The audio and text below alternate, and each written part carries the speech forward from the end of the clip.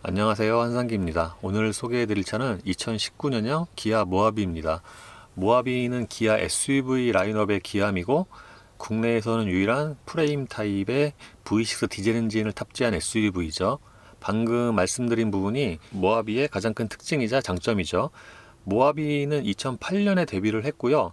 데뷔 이후에 큰 변화 없이 현재까지 이어지고 있죠. 제가 마지막으로 모하비를 시승한 게 2016년 3월, 그러니까 정확히 3년 전인데 그때 8년 만에 부분 변경 모델이 나온 거고, 지금 보시는 차가 작년에 데뷔한 2019년형입니다. 보통 프레임 타입의 SUV는 모델 체인지 주기가 길고 업데이트가 그렇게 잦지 않죠. 사실 프레임 타입의 SUV는 돈을 새롭게 투자를 해서 새 모델을 개발을 하기가 쉽지가 않죠. 반대로 이렇게 큰 변경 없이 오랫동안 생산된 차는 자동차 회사 입장에서는 수익 면에서 꽤 좋은 모델이라고 할 수가 있죠. 거기다가 모하비가 또 꾸준하게 팔렸잖아요. 최근에 판매가 조금 줄은 이유는 올해 여름쯤에 그 모하비 부분 변경 모델이 나온다고 해서 그럴 수도 있는 거죠. 연식 변경이니까 2019년형은 바뀐 부분이 그렇게 많지는 않습니다. 편의 장비를 좀 더 강화한 정도죠. 모하비는 2륜과 4륜, 5인승과 7인승 이렇게 나오는데, 지금 보시는 차는 4륜의 7인승 그리고 최고 트림인 프레지던트 트림입니다. 디자인은 모하비의 가장 큰 장점이라고 보는데, 그러니까 이 모하비의 그 성격에 맞게 디자인을 참 잘한 것 같아요. 이 차가 처음 나왔을 때도 디자인이 괜찮지만 지금 봐도 외관 디자인이 그렇게 오래돼 보이지가 않죠. 보통 자동차에서 곡선보다 직선을 많이 쓰면은 시간이 지나도 그렇게 쉽게 질리지 않는 경우가 많은데, 이 모하비가 거기에 해당이 된다고 생각이 됩니다. 이 그릴 디자인은 2016년 페이스리프트 때 적용이 된 건데 뭔가 랜드로버를 연상케 하죠. 외관의 또 다른 장점 중에 하나는 겉에서 봤을 때 굉장히 단단하고 듬직해 보이는 그런 느낌이 있습니다. 차체 사이즈는 팰리세이드나 G4 렉스턴과 거의 비슷해요. 팰리세이드와 비교하면은 약간 좀 작다고 할 수 있죠. 그러니까 전 고만 더 모하비가 높고 나머지는 팰리세이드가 좀 더 커요. 그리고 G4 렉스턴과 비교하면은 휠 베이스는 모하비가 더 긴데 나머지는 그 G4 렉스턴이 조금 더 크네요. 뒷모습 역시도 굉장히 탄탄해 보이고요. 앞보다는 차가 더 넓어 보이는 그런 느낌이 있습니다. 뒷모습은 예전 프레임 타입의 소렌토와 디자인이 좀 비슷하죠. 측면과 트렁크에는 V6 3.0이라고 배지가 붙어 있는데 이것도 다른 국산 SUV들과 외관에서 차별화가 되는 부분이죠. 타이어는 한국 타이어의 레디알 RA07, 사이즈는 215에 60R 18입니다. 이 차 사이즈를 생각을 하면은 요즘에는 좀 다 휠을 크게 쓰잖아요. 그러니까 이 18인치가 그렇게 커 보이지가 않죠. 예, 모하비의 실내는 올드하죠. 이 차가 오래됐으니까 올드한 게 당연한데, 사실 모하비가 그때 당시 나왔을 때도 실내가 산뜻하거나 그렇진 않았거든요. 그러니까 지금 봐도 올드한 게 당연하죠. 실내의 디자인이나 색상은 모하비의 타겟층, 그러니까 어느 정도 좀 나이가 있는 그 남성들의 취향을 고려해서 그렇게 선택을 한 것 같아요. 특히 저런 우드그레인 같은 경우에는 예쁘고 안 예쁘고를 떠나서 좀 나이가 있는 남성들이 좋아할 것 같은 그런 디자인이죠. 색상이고, 센터패시와 대시보드, 도어 트림에 적용된 저 우드그레인은 뭔가 사장님들 그 사무실의 책상이나 집기들 거기서 보는 디자인 같아요. 실내 단점 중에 하나는 이 차의 급이라든가 가격을 생각을 하면은 그 전반적인 플라스틱이 좀 떨어지죠. 그 버튼이라든가 대시보드에 쓰인 우레탄이 이 차급을 생각을 하면은 좀 떨어집니다. 그러니까 실내의 전체적인 재질에서 고급스러움은 좀 거리가 있습니다. 이 A필러와 천정에 쓰인 것도 저게 스웨이드 같지만 그냥 직물입니다. 모니터는 요즘 현대기아가 많이 쓰는 돌출형이 아니라 메리평이죠. 확실히 메리평이 좀 더 안정돼 보이긴 하는데 디자인 자체는 그렇게 예쁘지 않죠. 그리고 이 좌우로 배열된 버튼들도 디자인이 썩 예쁘진 않은데 사용하기는 쉽습니다. 기본적으로 이 인터페이스는 기존의 다른 기아차와 동일하니까요.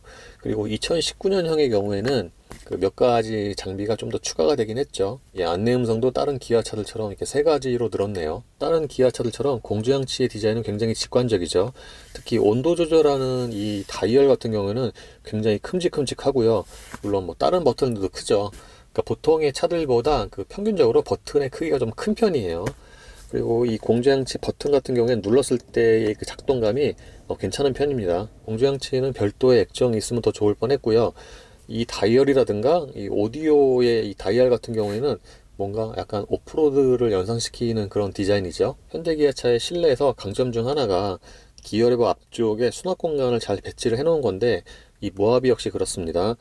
이 기어레버 앞에는 수납 공간이 두 개가 있어요. 그러니까 여기를 누르면 이 위에도 이 수납 공간이 나오죠. 크진 않지만 이렇게 자잘한 물건을 넣을 수 있을 정도의 공간이고, 이 안쪽에는 C볼트가 있고요. 기어 레버 바로 앞에는 딱 핸드폰 하나 놓을 수 있는 공간이 있는데, 요즘에 기아차라면 당연히 여기에 무선 충전 패드가 들어갔겠죠.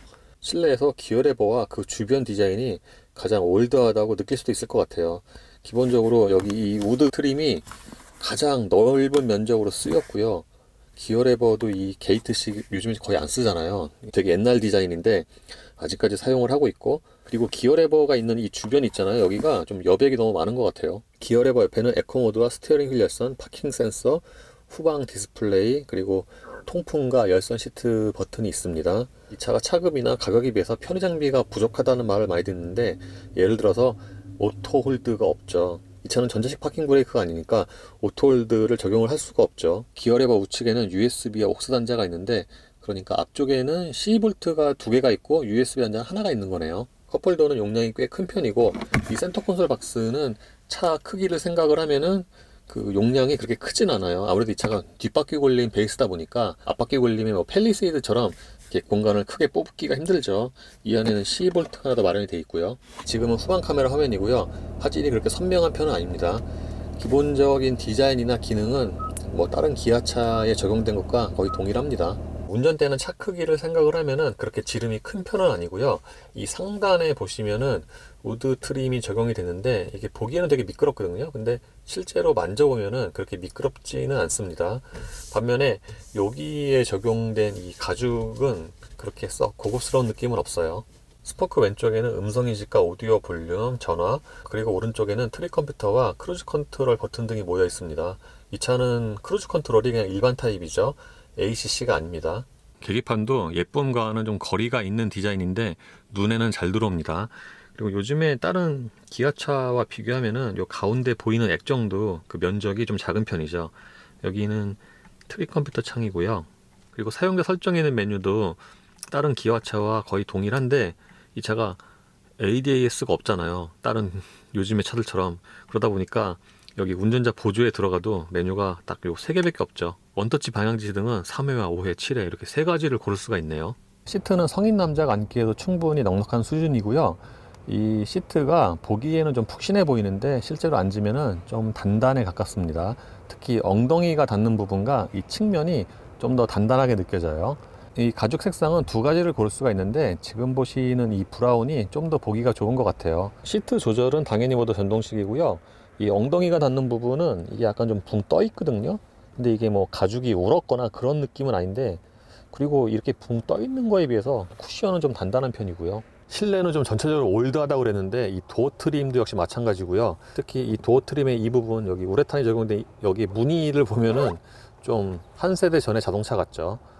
그리고 플라스틱 재질도 전체적으로 떨어지는데, 이 윈도우 버튼들의 그 플라스틱이 다른 부분에 비해서 좀 더 떨어지고요. 유리는 1열만 상하향 모드 원터치가 적용이 됐습니다. 그리고 도어 포켓의 경우에는 폭이 좀 좁죠. 스티어링 칼럼 왼쪽에는 계기판 밝기 조절과 사각지대 경고장치, 차선 이탈 경고장치, 그리고 ESC 온오프 버튼이 있는데, 여기에 보면은 이 사륜 다이얼이 있잖아요. 4L이 있죠. 로우 기어. 그러니까 이 모하비의 성격은 어느 정도는 가늠해 볼 수 있는 부분이고, 이 스티어링 휠도 조절이 모두 전동식입니다. 그리고 보통 브레이크 페달을 가장 깊게 밟았을 때를 기준으로 시트 위치를 맞추면은 저 풋레스트는 약간 좀 멀게 느껴집니다. 이 차는 도어 스텝이 적용이 되어 있는데 에스컬레이드만큼 그 높은 건 아니라서 탈 때는 괜찮은데 내릴 때는 저 도어 스텝이 오히려 약간 좀 걸릴 때도 있어요, 발에. 2열의 공간은 충분한데 이 차가 팰리세이드는 물론 소렌토나 산타페만큼 그렇게 2열 공간이 넉넉하진 않아요. 2열 시트를 가장 뒤로 슬라이딩 시킨 기준으로 말씀을 드리면은 무릎과 앞시트 사이에 주먹이 2개 정도가 들어가거든요. 지금 가까운 쪽의 시트는 최대한 뒤로 슬라이딩 시킨 상태고요. 등받이도 가장 뉘인 상태인데 등받이가 꽤 많이 뒤로 넘어가는 편이죠. 그래서 앉으면은 시트의 방석 길이도 넉넉하고 전체적인 거주성 자체에는 좋은 편입니다. 머리 공간도 넉넉하고요. 가운데는 비교적 평평하게 처리를 잘했죠. 그래서 가운데 앉은 사람도 그렇게 다리가 불편하진 않을 것 같아요. 반면에 대부분의 차들이 그렇긴 하지만 이 가운데 시트는 양쪽 시트만큼 그렇게 편하지가 않죠. 쿠션도 좀 단단한 편이고, 여기에는 2열 승객을 위한 별도의 공조장치가 마련이 되어 있습니다. 그리고 미니밴들처럼 송풍구는 천정에 있고요. 2열 유리에는 따로 블라인드는 없어요. 암레스트를 내리면 여기에 컵홀더가 2개 마련되어 있습니다. 3열로 들어갈 때는 이 레버를 젖히면은 2열 시트가 이만큼 밀려 나가고요. 이 정도의 그 공간이 생깁니다. 이 모하비의 3열은 생각보다 괜찮아요. 그러니까 보통 SUV의 3열은 형식적인 경우가 많은데 이 모하비의 3열은 그런 평균에 비해서 거주성이 괜찮은 편입니다. 이 무릎 공간 같은 경우에는 지금 이쪽 시트를 앞쪽으로 슬라이딩 가장 처음 걸린 상태, 그 상태인데 무릎 공간이 주먹이 하나 정도가 들어가죠. 물론 이 쿠션 자체가 짧고 좀 단단한 편이어서 2열만큼 그렇게 편하진 않지만 3열인 것을 감안을 하면은 그 거주성이나 착좌감은 괜찮은 편이에요. 그리고 천장에는 3열 승객을 위한 송풍구가 하나씩 마련이 되어 있고요. 양쪽에 또 컵홀더가 있죠. 이 차는 편의 장비가 부족하다고 말씀을 드렸는데 트렁크가 전동식이 아니에요. 보통 이 정도 차급 또는 가격이라면 당연히 전동식 트렁크여야 되는데 이 차는 수동이에요. 그래서 열고 닫을 때 좀 힘이 듭니다. 트렁크의 기본 용량은 이 정도인데 3열 시트까지 모두 사용하는 것을 감안을 하면은 괜찮은 편이죠. 그리고 오른쪽 벽에는 12V 단자가 하나 더 마련이 되어 있습니다. 3열 시트도 전동은 아니고요. 이렇게 뒤에 있는 레버를 잡아당기면은 쉽게 접힙니다. 그 접히는 자체는 굉장히 부드러워요. 그리고 이렇게 3열 시트를 접으면은 트렁크부터 아주 평평하게 이어지고요. 그런데 3열 시트의 폴딩은 전동식이 아니라면은 이 줄로 잡아당기는 게 좀 더 나은 것 같아요. 왜냐하면은 뒷범퍼에 이렇게 바지가 좀 닿을 수도 있거든요. 2열 시트까지 모두 접으면 이렇게 큰 공간이 생깁니다. 트렁크부터 2열 시트까지 완전히 평평하게 이어지는 건 아니죠. 예, 히터는 끈 상태이고요. 공회전 때 엔진 소리는 귀에 잘 들리는 편입니다. 그러니까 음량이 아주 큰 건 아닌데 뭔가 좀 두두두둥하고 들어오는 엔진 소리가 귀에 잘 들리죠. 반면에 공회전 때의 진동은 억제가 잘 돼 있어요. 이 운전대로는 진동이 뭐 거의 안 느껴지고요. 시트로도 거의 없어요. 그러니까 엔진 소리는 공회전 때 잘 들리지만 그 정차 시의 진동 억제는 꽤 좋다고 말씀을 드릴 수 있겠습니다. 이 차의 파워트레인은 V6 3리터 디젤과 8단 자동 변속기로 조합이 되죠. 예전부터 쓰고 있는 디젤 엔진이긴 한데 이게 연식이 바뀌고 부품 변경하면 되면서 이제 개량이 되고 있죠. 예를 들어서 이 엔진 같은 경우에는 연식 변경될 때 강화된 유로6 배기가스 기준으로 좀 더 개선이 됐고요. 이게 주행을 해보면은 회전수가 1500rpm 이하일 때는 엔진 소리가 되게 조용하거든요. 근데 1500rpm이 넘어가면은 그때부터 소리가 좀 이렇게 붕하고 커지는데 이것 때문에 엔진 소리가 좀 크다고 느낄 수가 있어요. 그러니까 1500rpm 전후로 해서 좀 소리가 커지죠. 1500rpm 넘어가면은. 이 차가 순발력은 빠른데 그 저속에서 천천히, 그러니까 가속 페달 많이 안 밟고 주행할 때는 그 느낌이 뭔가 묵직해요. 이 차가 진짜로 묵직하긴 하지만 그 저속에서 움직일 때의 그 주행 감각은 묵직한 편입니다. 그리고 3리터 디젤 또는 V6 엔진답게 저속에서 나오는 토크도 풍부해서 예를 들어서 뭐 똑같이 가속이 된다고 해도 이 차가 저속에서 나온 토크가 더 많다 보니까 그 4기통 디젤보다는 좀 더 감각이 여유롭죠. 이 전체적인 소음 같은 경우에도 그냥 괜찮은 편인데 예를 들어서 이 타이어 소리 같은 경우에는 그 하체 소음이 의외로 좀 방음이 되게 잘 돼 있어요. 지금 이 도로를 80으로 달리면은 그 타이어 소리와 엔진 소리가 거의 반반씩 들리는 것 같아요. 제가 여러 시승기에서 말씀드린 것처럼 여기를 80, 90으로 달리면은 거의 타이어 소리가 가장 크게 들리거든요.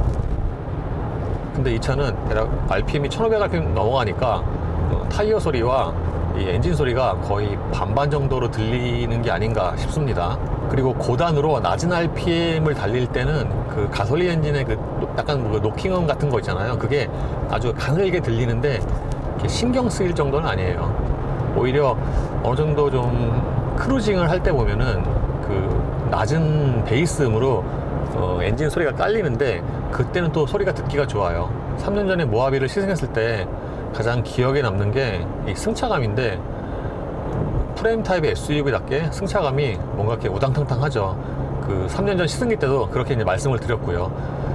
그런데 이 2019년형은 그때에 비하면은 그 승차감이 좀 소폭이지만 조금 더 개선이 되지 않았나 싶어요. 그 개선된 승차감이 어디서 조금 더 느껴지냐면은 지금처럼 도로가 평탄할 때 그때 승차감이 조금 더 좋아졌다고 느낍니다. 반면에 이렇게 울퉁불퉁한 길 가면은 그 예전이랑 뭐 큰 차이 없고요. 어쨌든 이 승차감 같은 경우에는 요즘에 하도 올로드용 SUV가 많잖아요. 승용차에 가까운 그런 차들과 그 아예 좀 성격이 다른 거죠. 이게 이제 좋게 말하면 성격이 다르다고도 말할 수가 있고, 좀 나쁘게 말하면은 승차감이 떨어지는 거죠. 그러니까 확실히 좀 보편적인 승차감은 아니라고 생각이 됩니다. 물론 이런 승차감을 이렇게 선호하시는 분도 있겠죠. 모하비가 차의 덩치나 그 프레임인 것을 감안을 하면은 코너는 이렇게 의외로 또 잘 돌아요.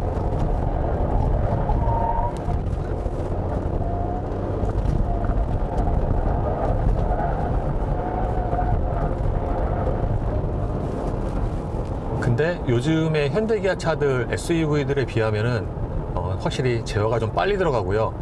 특히 이 차 같은 경우에는 코너 돌 때 가속 페달 너무 많이 밟고 돌면은 제어가 더 강하게 들어가니까 속도가 좀 더 주춤하죠. 요즘에 현대기아 차는 SUV도 그 제어가 되게 뭐라 그러죠? 스포티하다고 해야 되나? 적절하게 제어를 해서 제어가 들어가도 이제 금방 풀리고 어느 정도 또 그 구동력을 살려주고 그러는데, 이 차는 제어가 들어가면은 풀리는 것도 좀 늦죠. 그러니까 이 차 성격에 맞게 그렇게 세팅을 한 것 같죠. 참고로 정차 시에 진동이 억제는 잘 돼 있는데 가속을 할 때에는 이 바닥이랑 가속 페달로 진동이 좀 가늘게 전달이 됩니다.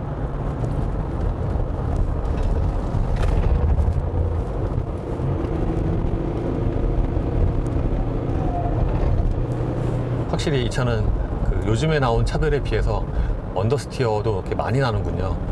이렇게 밀려 나가려는 그 현상이 좀 더 강하게 나타나죠. 이 차의 가속력은 일상 용도로 사용하기 당연히 충분한 수준이고요. 그 보통 사용하는 영역 있잖아요. 거기서는 그 2.0이나 2.2 현대기아 차들 그 디젤 SUV보다 좀 더 빠르다고 생각이 돼요. 보통 이제 많이 사용하는 구간이 뭐 100에서 한 120, 130 이 정도잖아요. 그때까지는 꽤 빠르게, 특히 이 차가 덩치가 커서 그런지 또 하체가 우당탕탕하는 그런 느낌이 있어서 그런지 체감 가속력은 더 빠르게 느껴집니다. 이 차가 2016년에 탔을 때와 비교하면은 정지에서 150, 190 이 사이 구간에서는 가속력이 거의 동일해요. 기본적으로 출력이 기존에 260마력 토크도 같고, 그러니까 가속력이 동일한 게 뭐 당연한 거죠, 어떻게 보면. 어쨌든 대략 이 차가 한 150, 160까지는 가속이 굉장히 빠르게 진행이 되는데, 그 이상 올라가면은 그 고속에서 좀 가속력이 많이 좀 둔화가 되죠. 그 이전까지에 비해서.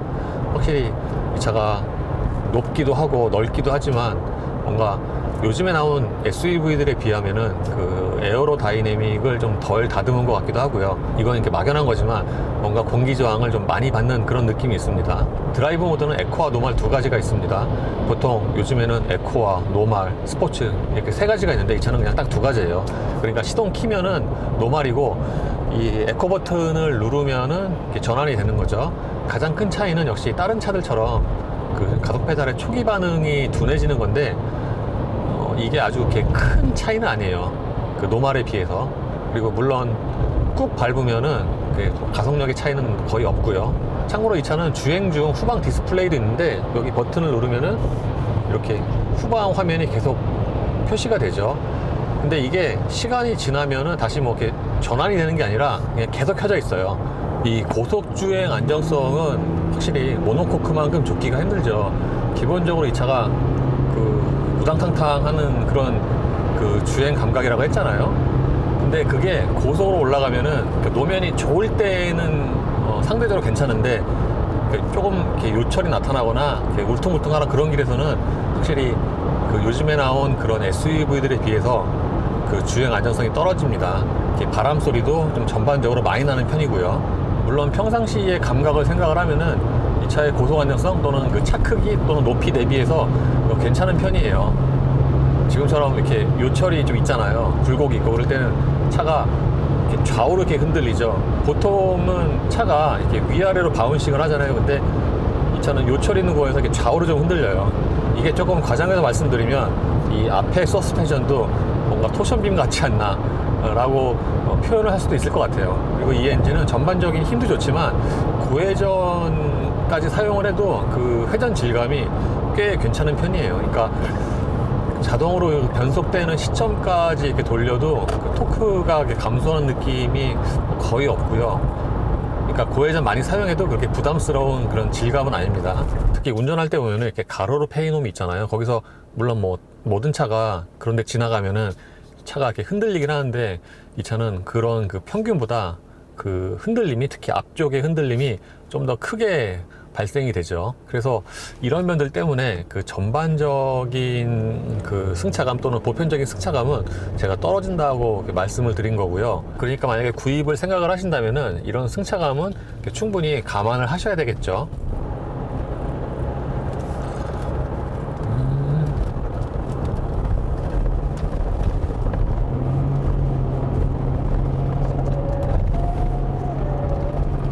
이 차는 요즘에는 거의 보기 힘든 스티어링이 유압식이잖아요.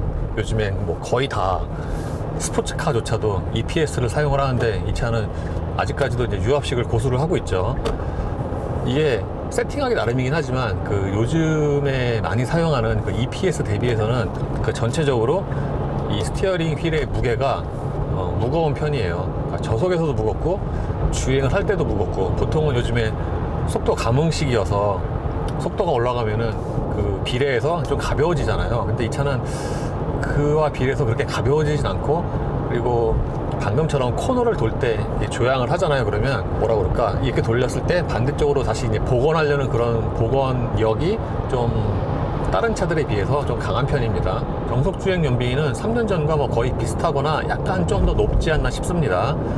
시속 90km로 정속 주행할 경우에 순간 연비가 대략 한 15 정도 내외로 나오는데, 이게 그 3년 전보다 약간 조금 높은 것 같기도 해요. 왜냐면은 그때 3년 전에는 대략 한 13, 15 나왔는데 동일한 조건에서 노면도 같고요. 근데 지금은 대략 한 15 정도에서 이렇게 왔다 갔다 하니까 약간 좀 더 높아진 것 같긴 하지만, 이게 지금 숫자로 나오는 게 아니라 이게 그래프잖아요. 그래서 대략 어림자가 보는데 그래서 정확한 건 아닙니다. 그리고 시속 110km에서는 대략 한 13, 14 이 정도 나오는 것 같아요. 근데 90km보다 이 110km에서는 3년 전보다 좀 더 나아지지 않았나 싶습니다. 물론 그렇게 눈에 띌 정도로 큰 차이는 아니고요. 예, 어제 오늘 3년 만에 모하비를 다시 시승을 했습니다. 모하비는 그 3년 동안 이렇게 바뀐 게 거의 없기 때문에 결론도 거의 비슷합니다. 이 차가 장단점이 좀 뚜렷한 차죠. 요즘 차로는 좀 드물게 장점과 단점이 좀 뚜렷하게 나뉘는 차인데, 제 기준에서 보면은 장점보다는 좀 단점이 더 눈에 많이 들어오고요. 특히 이 차의 가격을 생각을 하면은 좀 이렇게 부족한 부분이 많이 있죠. 이 차의 가장 큰 장점으로는 그 외관 디자인이 있고요. 이 외관 디자인이 지금 11년 지났잖아요, 데뷔한 지. 지금도 꽤 괜찮으니까 앞으로 5, 6년 지나도 먹힐 만한 그런 디자인이 아닌가 싶습니다. 그리고 프레임 타입의 SUV가 주는 그런 전형적인 그 안정감? 그러니까 이 안정감이 어떤 말이냐면은, 그러니까 주행 안정성이 좋다는 게 아니라 차에 타고 있으면은 뭔가 좀 이렇게 심리적으로 이렇게 든든한 그런 안정감이 있어요. 좀 속된 말로 하면은 사고가 나도 크게 다치지 않을 것 같은 그런 느낌? 이게 말 그대로 느낌일 뿐이고, 어떻게 보면은 감성적인 부분인데, 그래서 모하비는 성격은 완전히 다르지만 그 스포츠카와 좀 비슷한 그런 감성으로 타는 차가 아닌가라는 생각도 있습니다. 단점으로는 이게 승차감이 있는데, 이 승차감은 진짜 말 그대로 사람 나름이잖아요, 느끼기. 그래서 쉽사리 이게 말하기가 좀 힘든 건데, 근데 이 모하비는 요즘에 많은 올로드용 SUV에 비해서 보편적인 승차감이 확실히 좀 떨어지죠. 그래서 운전을 좀 오래 하면은 그 피로감이 좀 빨리 찾아올 것 같고요. 이런 부분은 이제 확실하게 이제 호불호가 좀 탈 수 있는 부분이죠. 그리고 차 급이나 가격을 생각을 하면은 이게 편의 장비가 많이 부족하죠. 현대기아 차는 그 편의 장비, 그 안전 장비 면에서 지금 굉장히 큰 메리트를 주고 있잖아요. 그 전 라인업에 걸쳐서 예를 들어서 그 소울만 해도 차선 유지 장치가 있는데 이 차에는 없단 말이에요. 그러니까 업그레이드를 할 수가 없어요. 왜냐하면은 이 차가 스티어링이 유압식이잖아요. 이 유압식은 이게 안 되거든요. 그러니까 이가 아예 구조를 바꾸지 않은 이상 그 ADAS 차선 유지 장치를 여기다 적용을 할 수가 없죠. 어댑티브 크루즈 컨트롤도 그렇고, 이게 전자식 파킹 브레이크가 아니라서 오토홀드도 아니고요. 그러니까 이런 편의 및 안전 장비에서 보면은 가격 대비해서 굉장히 좀 많이 부족하다고 느끼는 게 당연한 거죠. 간혹 가다가 차체 사이즈가 대략 비슷하니까 팰리세이드와 저울질 하시는 분이 계신데, 사실 그 두 차는 성격이 완전히 다르거든요. 이 차에 비하면은 팰리세이드는 거의 승용차에 가깝고요. 이 차는 그 팰리세이드, 그러니까 올로드용 SUV에 비하면은 지향점이 다른 거죠. 그러니까 올로드용 SUV가 주지 못하는 그런 감성이 있고, 특히 오프로드 같은 면에서는 특히 더 강점이 있죠. 그래서 데일리 카로도 사용을 하지만 오프로드도 좀 자주 가신다 그러면은 모하비가 괜찮을 수 있죠. 근데 보편적인 그런 취향으로 보면은 이 모하비는 그렇게 불특정 다수의 취향을 모두 만족시킬 수 있는 그런 성격은 아닙니다. 그래서 이런 점은 이제 충분히 감안을 하고 구입을 하셔야 되겠죠. 예, 이로써 2019 기아 모하비의 시승을 마치겠습니다. 감사합니다.